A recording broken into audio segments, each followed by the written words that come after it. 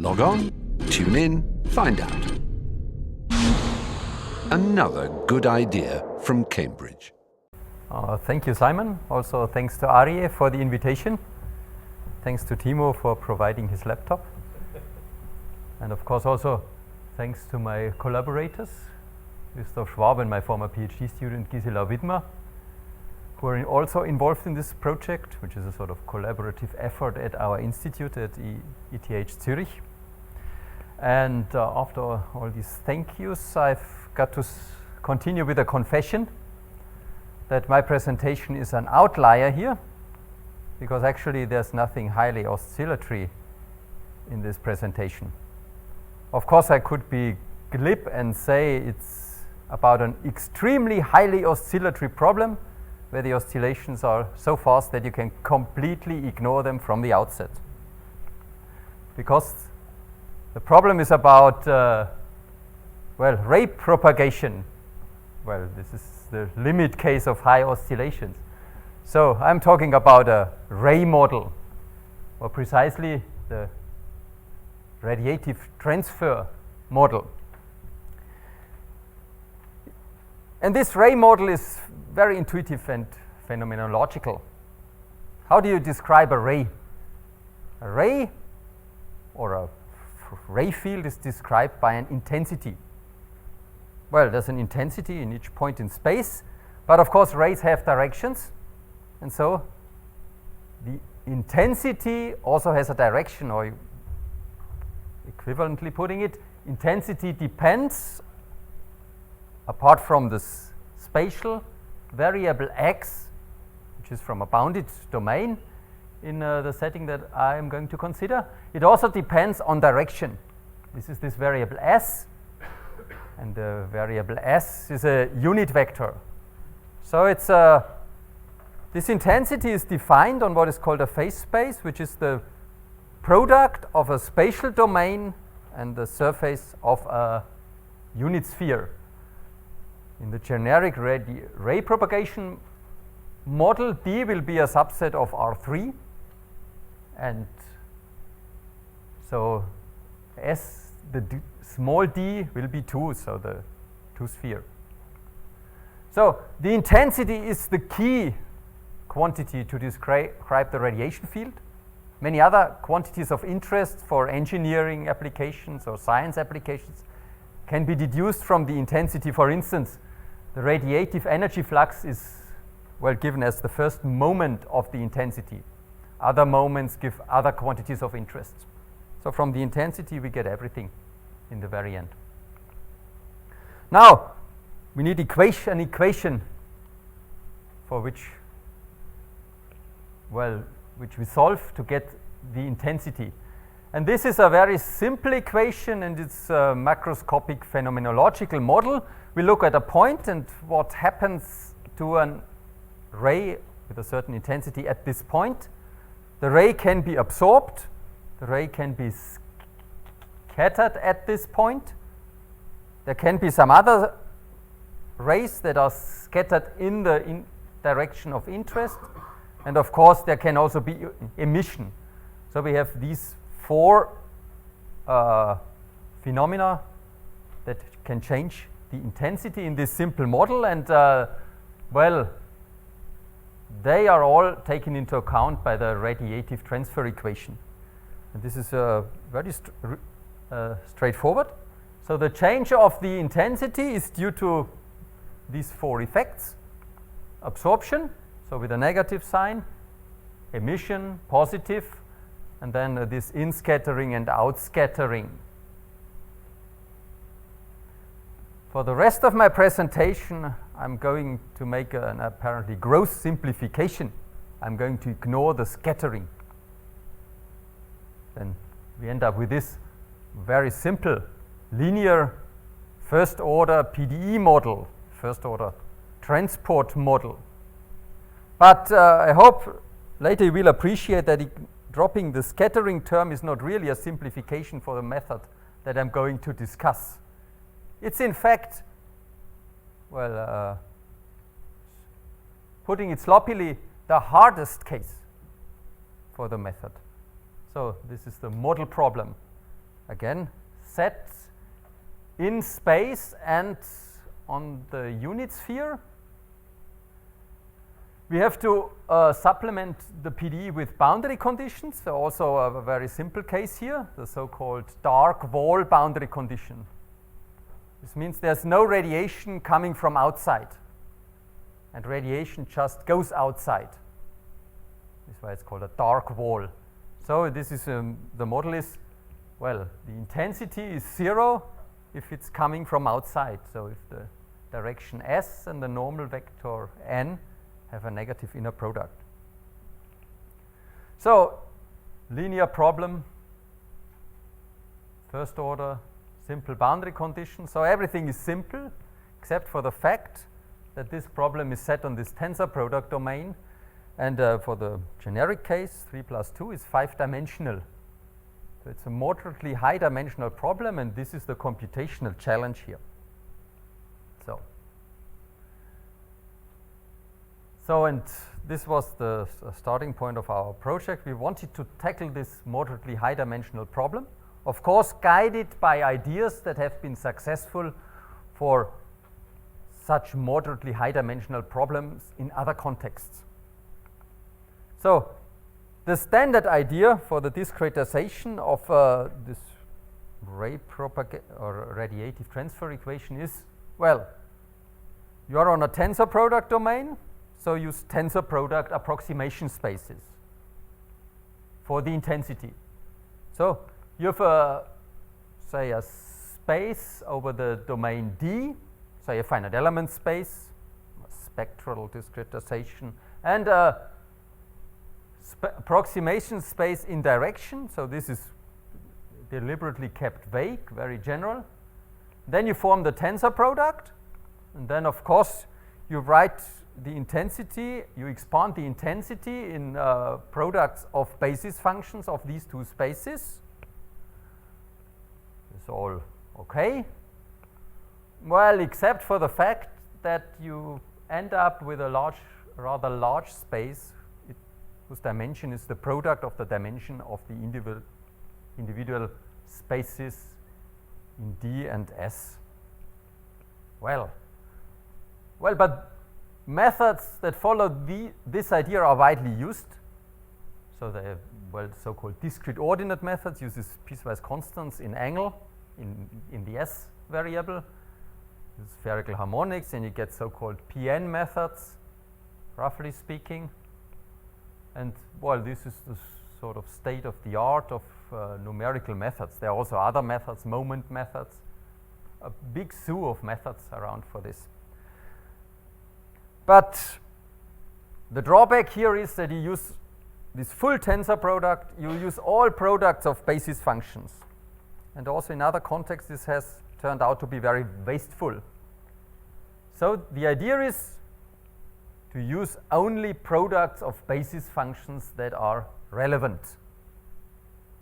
This is the spirit of the approach that I'm going to describe. Of course, there are now many details left open here, but this is the idea. You drop unimportant products of basis functions. Well, so now let me be more specific. In order to pursue this idea, first we need a variational setting for the problem. So again, the simple model problem for radiative transfer. And well, it's known that this is for fixed S, this is a simple first order transport problem. You'd better not use standard Galerkin because it's unstable, common phenomenon. So we have to use a stabilized method, and we opted for least squares stabilization. I admit this has a sort of bad reputation for being very diffusive and so on, but in the, well, for the methods that we had in mind, this was a simple setting, and well, in the future we are planning to use something more sophisticated here, but this did a reasonable job. Least squares stabilization leads to a linear variational problem with symmetric positive definite bilinear form, which is a nice environment for doing Lurkin discretization. We have all the nice properties. Well, when you choose the weight correctly of this weighted least squares formulation, you get stability, coercivity, so you get uniqueness and existence of solutions, and also quasi-optimality of Galerkin solutions. So this is well, these are nice properties, so we don't have to worry about well, stability of the variational problem here. Now, after these preliminary considerations, we can tackle the issue of how to choose the approximating the trial and test spaces. Well, of course, this is what people have done so far. Tensor product idea. Discretize in space, equip the domain D with a mesh, so use piecewise linear finite elements on this mesh. You're well advised to use continuous trial functions because you need to differentiate in X and in all directions. There's this S times gradient I and the gradient in X in the formulation, so we need H1 conformity in space. On the other hand, on the sphere, there's no differential operator in S, so we can use, well, L2 functions, and this is what we did. Piecewise linears on a mesh in space plus piecewise constants on a mesh on the surface of the sphere. Very simple. So these are the spaces. And then, well, the standard approach would use this tensor product. End up with a huge trial space, because you multiply the dimension of the finite element space on D and on S. And both may be of reasonable size, a few thousand elements, tens of thousands elements, but when you multiply, it's awful. It's beyond the computational resources currently when you want to have the reasonable accuracy. And this is so-called the curse of dimension. So means when you have such a moderately high dimensional problem, then you gain little for using more and more degrees of freedom, because this will be a fifth square root where capital N is the total number of degrees of freedom. So you gain little accuracy for spending a lot of degrees of freedom. This is a very simple estimate that you get for this kind of full tensor product. So the idea is then to drop unimportant products of basis functions. But you can only do this if the basis functions already allow a natural ranking according to importance. For standard nodal finite element basis functions, this is not possible. All are equally important. You can't use standard nodal basis for this purpose. What you have to use is multi-level or hierarchical basis, where you have basis functions that make important contributions and basis functions that make less important contributions. Smoothness taken for granted, of course. The hierarchical or multi-level bases here are very natural. Well, they rely on, well, and this is hard to see. These are just meshes on the spatial domain. This is now, well, unit disk, just for illustration. I can see it, but you can't. This is a coarse mesh, a finer mesh, and an even finer mesh obtained by regular refinement. Everybody knows what regular refinement is, so you don't need to see it. Same on the sphere. Here you can see more. This is what we mean by regular refinement of the sphere, and in fact it was all spherical triangle. This is an artifact of the poor man's visualization based on MATLAB. So you have these nested sequences of meshes, both on D and S, gives you nested spaces, and then you define the multiscale basis and the multiscale decomposition, well, in the standard fashion. So you represent the difference of spaces on successive refinement level, and these differences or surplus spaces, they give you the multi-level contributions. We do this in the simplest conceivable way.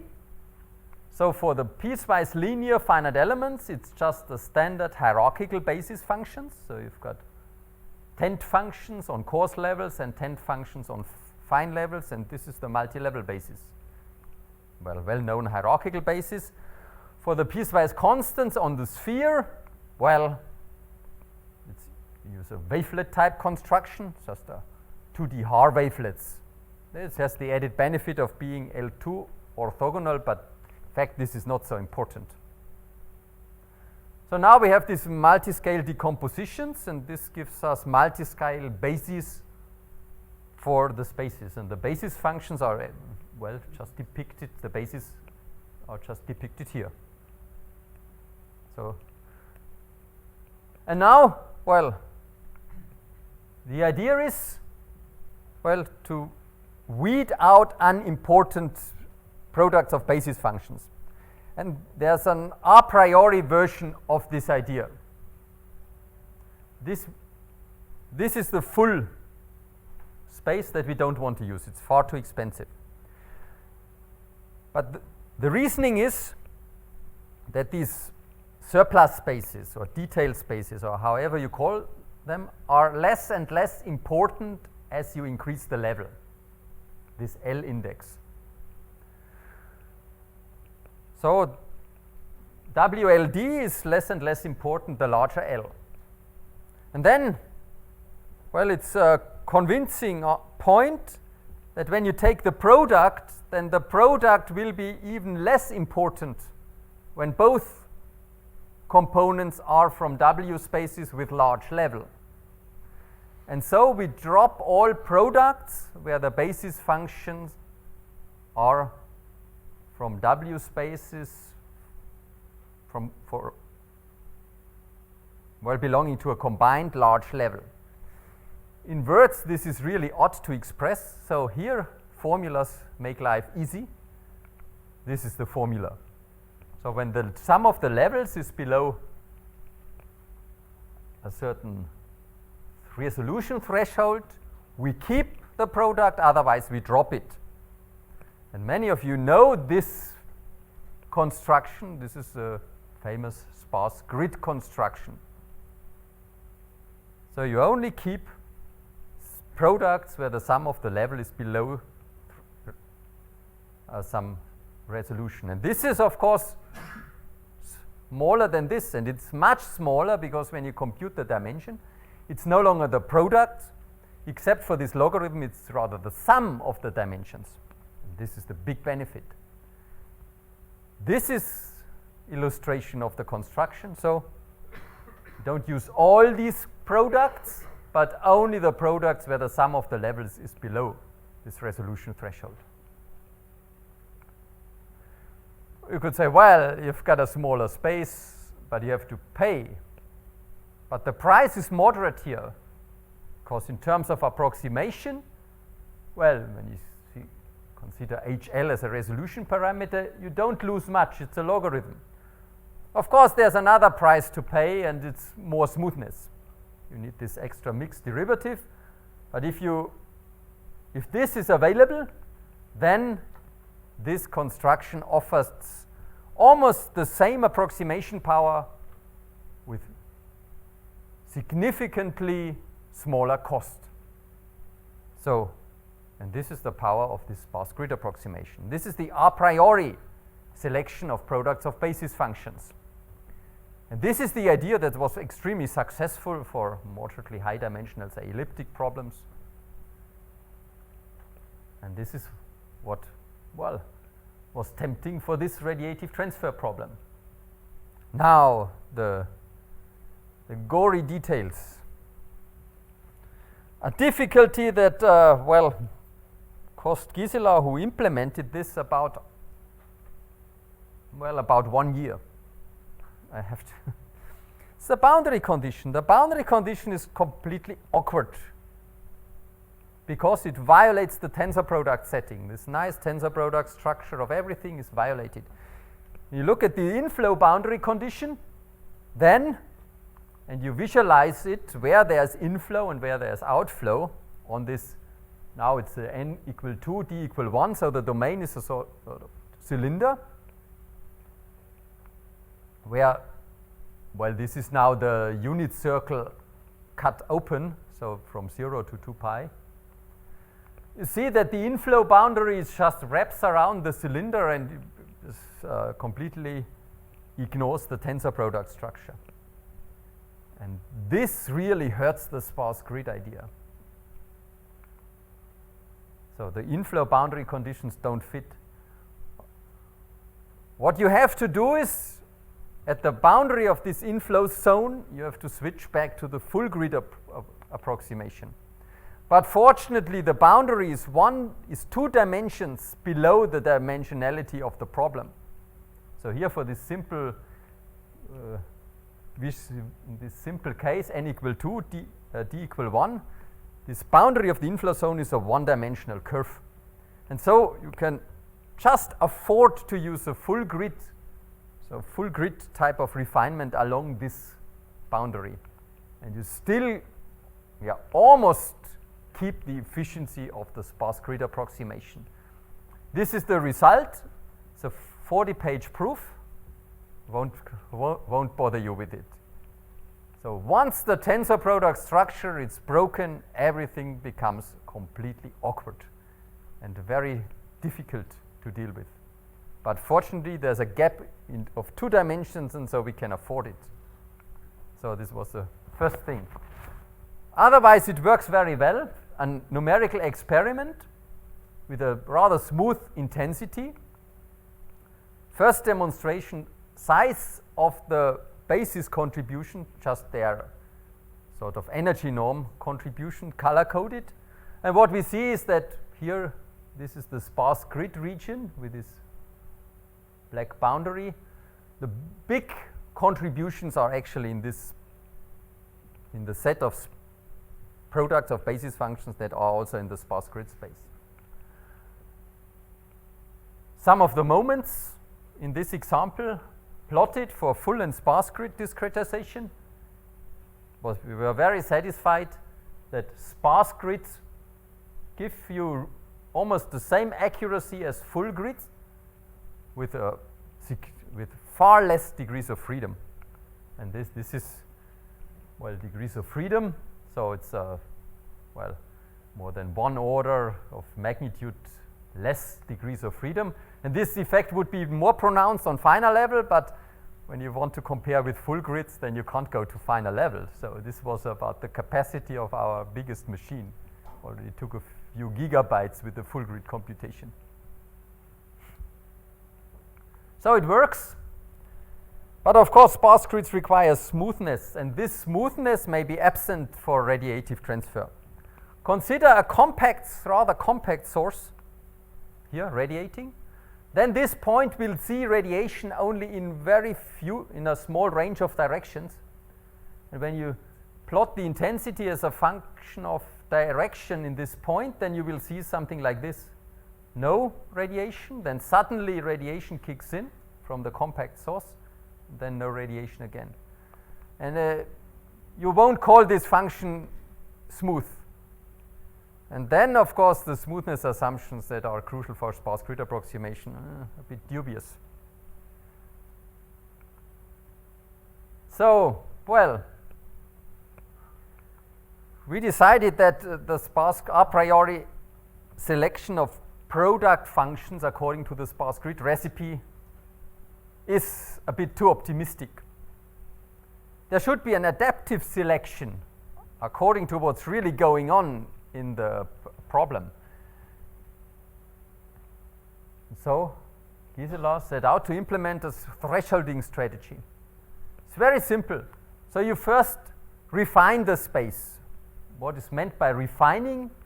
Call it add all child basis functions. So what do I mean by this?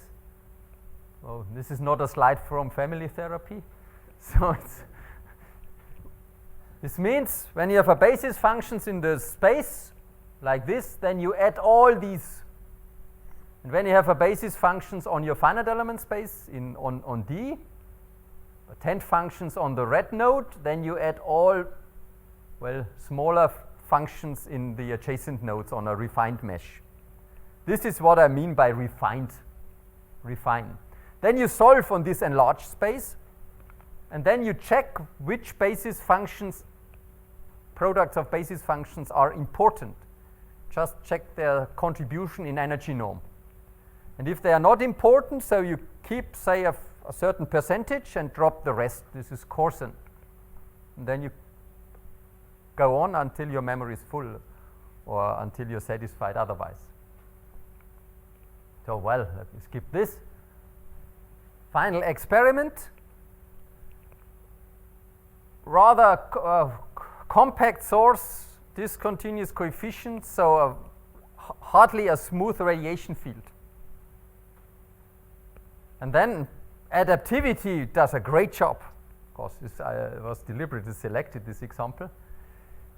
You have the sparse grid approximation and the adaptive approximation and they agree when the non-adaptive scheme requires 250,000 degrees of freedom, whereas the adaptive scheme it's only about 30,000. Wow.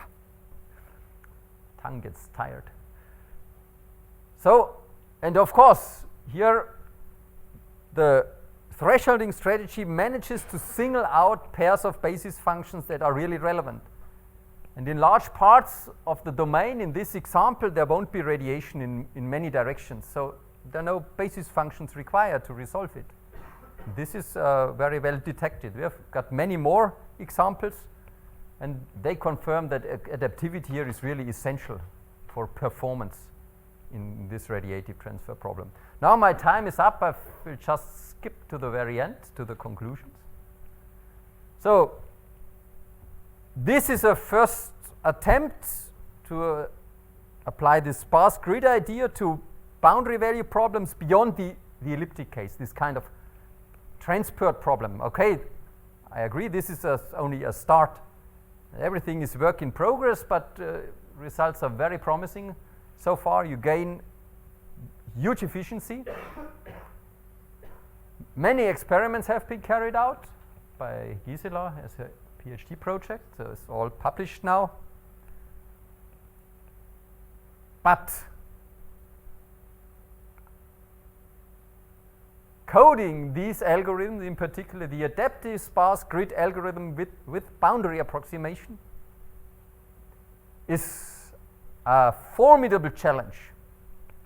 So it's, I guess, 90% of Gisela's time, and she took 4 years to complete the PhD, was just spent on coding. You need complicated tree data structures, hash tables, and a lot of bookkeeping to sort out all the degrees of freedom, parent-child relationships, all this.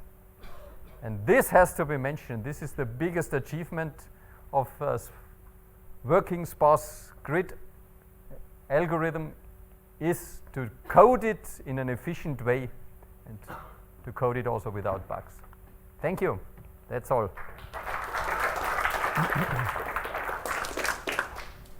Okay, we have time for 1 or 2 questions. Right. Yeah. I was just wondering to what extent you actually need sparse grids, or couldn't you just do the whole thing using some sort of adaptive meshing technique? Well, it depends on what you mean by adaptive mesh. Of course, I used adaptive meshing, but if you think in terms of just using an adaptive mesh in space, well, let's go maybe back to this example. Where is it? Okay, here. This is, in fact, was the mesh. This is the spatial mesh that arose from this adaptivity. Now, think of using only adaptivity in space and tensor product approach. Then you're here in this point. This point you have a coarse grid in space, okay. But you still tensorize it with all the directions in angle. But at this point you have radiation only in one very narrow direction. So you still waste an enormous amount of basis functions that don't contribute. So adaptivity in space alone and adaptivity in angle alone is useless. This has been suggested, but it doesn't give you a real benefit because you still tensorize.